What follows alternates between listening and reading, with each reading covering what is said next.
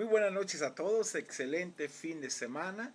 Espero que su día haya sido de mucha bendición y bueno, ya nos acercamos al fin de semana precisamente, que usted lo pueda disfrutar plenamente. Esta noche estaremos meditando en una porción del Evangelio según San Juan, capítulo 6, versículo 25 al 40. Miren, mucha gente no ha analizado lo muy bendecidos que hemos sido de parte de Dios al escogernos y apartarnos para Él. Es mi deseo que esta noche en verdad nos demos cuenta del plan soberano que Dios ha tenido para cada uno de nosotros. Mire, entender su amor y gran misericordia a través de lo que ha hecho en nuestro Señor Jesucristo es grandioso para nuestras vidas. Por eso el devocional de esta noche se titula El privilegio y la bendición de haber sido escogidos entre muchos. Ahora, Jesús, mire, se presenta aquí como el pan del cielo, pero el pan que da vida, no como el pan que habían comido sus padres en el desierto y que solo suplía la necesidad física. Aquí Jesús hace mención que Él es el que suple la necesidad del ser humano, la necesidad espiritual de vida que necesitamos todos los seres humanos. Es el vacío de Dios en nuestras vidas suplido a través de la persona de Jesús. Por favor, acompáñeme en esta bella porción y veamos qué nos desea enseñar nuestro Señor esta noche. Versículo 25 dice, y hallándole al otro lado del mar, le dijeron, Rabí, ¿cuándo llegaste acá? Es interesante, hermanos, cómo la gente que había sido alimentada estaba todavía en el lado oriental del mar. Vieron que Jesús hizo subir a sus discípulos a una barca que estaba allí, pero ya que Jesús no se había subido a ella, la multitud supuso precisamente que había permanecido en el lugar. La pregunta de la gente, ¿cuándo llegaste acá?, sirve como introducción a su prolongado discurso en Capernaum. Jesús no explicó cómo, cuándo cruzó el lago, ya que el milagro de caminar sobre el agua estaba destinado solamente para los discípulos. Versículo 26. Dice, respondió Jesús, le dijo, fíjense, siempre fue el Señor muy confrontativo ante las personas. Dice, de cierto os digo, que me buscáis, no porque habéis visto las señales, no se dejaban impresionar por eso, acababa de alimentar a 5,000 personas, sino porque comisteis el pan y os saciaste. La necesidad de ellos más que nada era física, no espiritual. Jesús inició su discurso con las solemnes palabras de cierto os digo. Jesús repitió 4 veces esta frase en su discurso. Esto era para llamar la atención a la importancia de lo que iba a enseñar. Le reprendió por su motivación materialista, créanme, y su falta de percepción espiritual. Habían visto las señales, pero para ellos fue solo una manera fácil de conseguir alimentos. No se dieron cuenta lo que significaba esto realmente. Jesús los exhorta a trabajar, fíjese, por la verdadera comida que da vida, la comida espiritual. Y le dice el 27, trabajad no por la comida que perece, sino por la comida que a vida eterna permanece, la cual el Hijo del Hombre os dará, porque a esto señaló Dios el Padre. Cuando Jesús dijo, trabajad no por la comida que perece, estaba diciendo a la gente que invirtiera sus esfuerzos en lo que permanece eternamente. No solo de pan vivirá el hombre, sino de toda la palabra que sale de la boca de Dios. San Mateo 4:4, un versículo precioso. La comida física es de corta duración, pero la comida espiritual conduce a la vida eterna. Recuerde usted lo que le dijo el Señor a los discípulos y a los fariseos, que el reino de los cielos no es comida ni bebida. Tenía que ver con sentido espiritual. El Hijo del Hombre, que tiene acceso al cielo, dará a las personas esta comida espiritual que en última instancia es Cristo mismo. Dios el Padre, hermanos, confirmó precisamente esta declaración de que Jesús precisamente es la verdadera comida del cielo. Ante esto hicieron una pregunta a Jesús, fíjese ahí en el versículo 28. Entonces le dijeron, ¿qué debemos hacer para poner en práctica las obras de Dios? Como que hubo un cierto interés, ¿no? Vamos a decirlo. La gente reconoció que Jesús estaba diciendo que Dios tenía un requisito que ellos debían cumplir. Y sin duda, ellos lo cumplirían si Jesús les decía de qué se trataba. creían que podían agradar a Dios y así obtener la vida eterna si hacían buenas obras. Pero sabemos que esto no fue así. Jesús fue muy claro al responderles. Versículo 29, fíjese. Respondió Jesús y les dijo, esta es la obra de Dios, que creáis en el que Él ha enviado.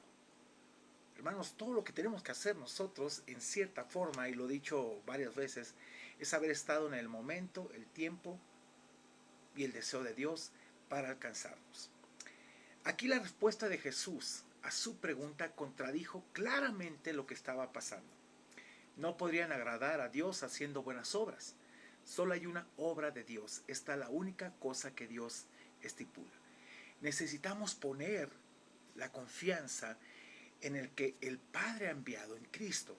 Debido a su pecado, las personas no pueden agradar a Dios haciendo obras para salvarse. Eso es inaudito. Dios exige que la gente reconozca su incapacidad para salvarse a sí mismo y que reciba su don, el regalo de vida eterna, porque la paga del pecado es muerte, mas la dádiva, el regalo de vida eterna es en Cristo Jesús, Señor nuestro.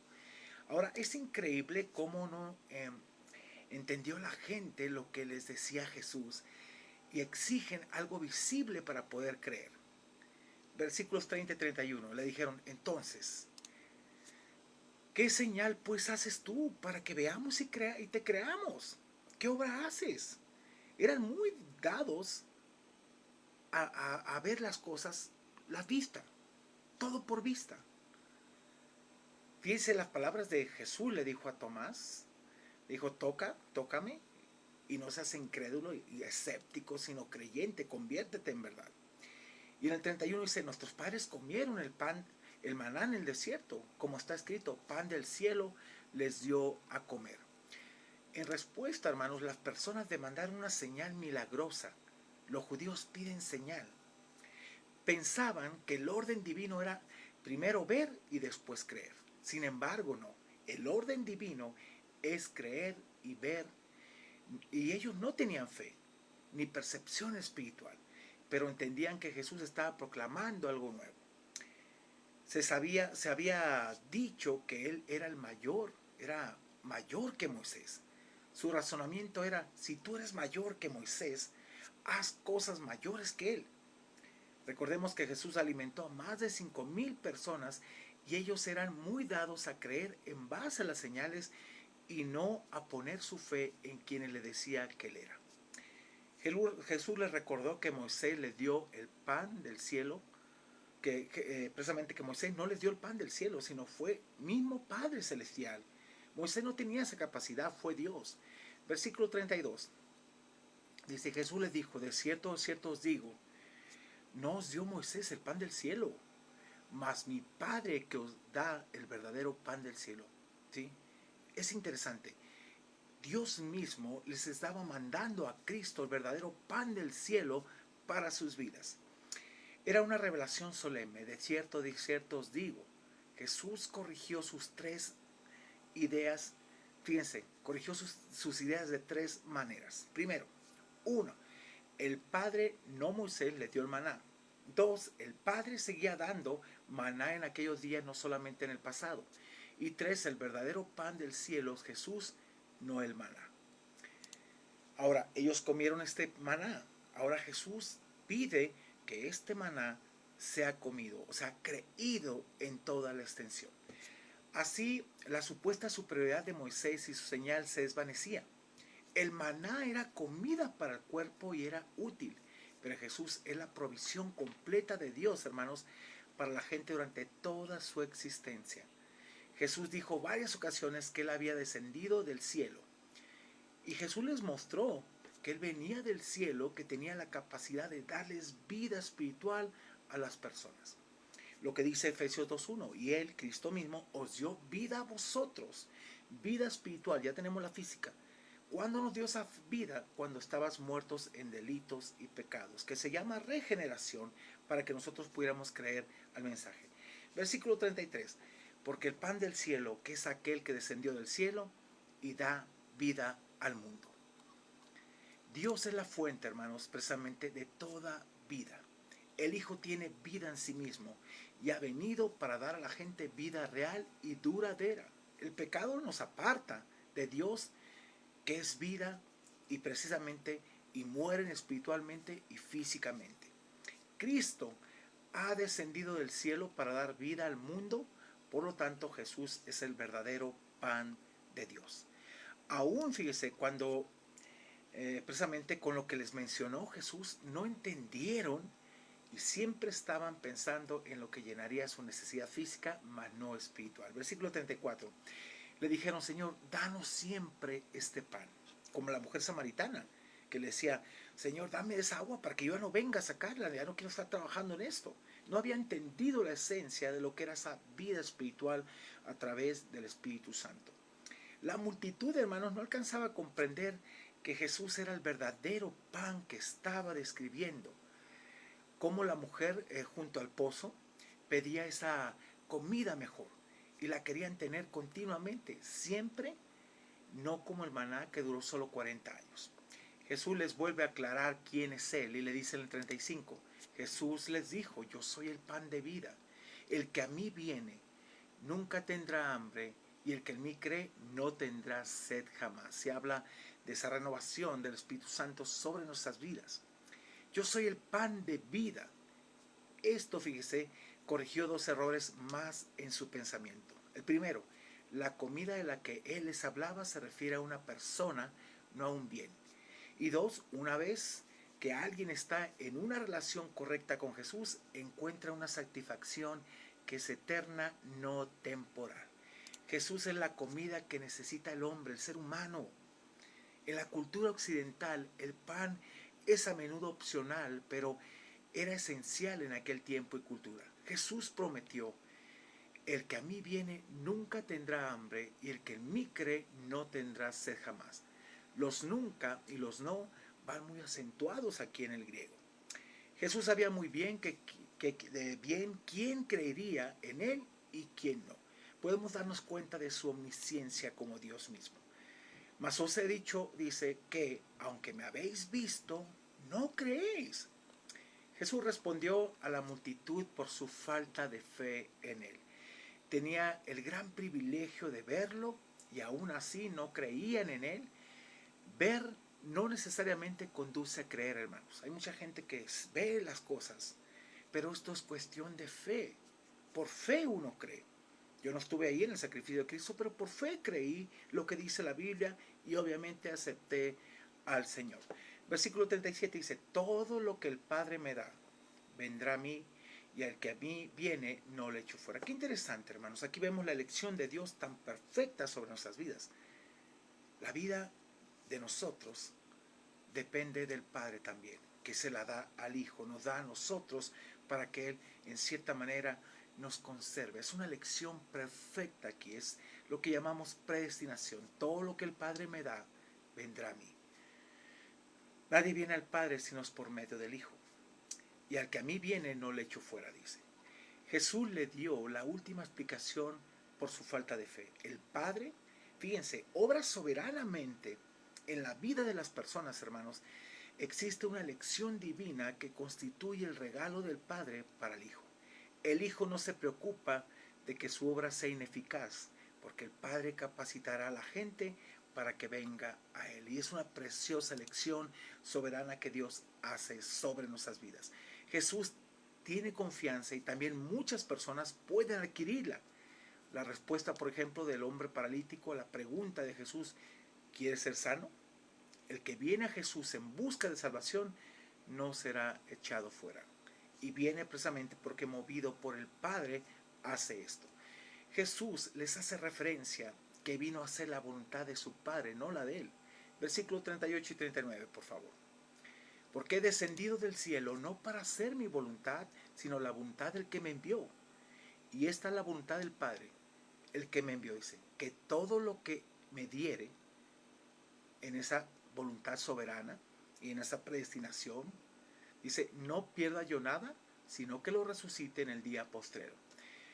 Entonces Jesús les volvió a declarar su origen divino, fíjese. La razón por la que descendió del cielo fue para hacer la voluntad del Padre que lo envió. La voluntad del Padre es que todos aquellos que han dado precisamente que ha dado al Hijo, no se pierda ni uno solo, y que todos sean vueltos a la vida en la resurrección para glorificación de nuestro cuerpo. Ahora, si es que partimos a la presencia del Señor antes, pero si no, pues va a levantar primeramente a los muertos, van a recibir un cuerpo glorificado, luego nosotros.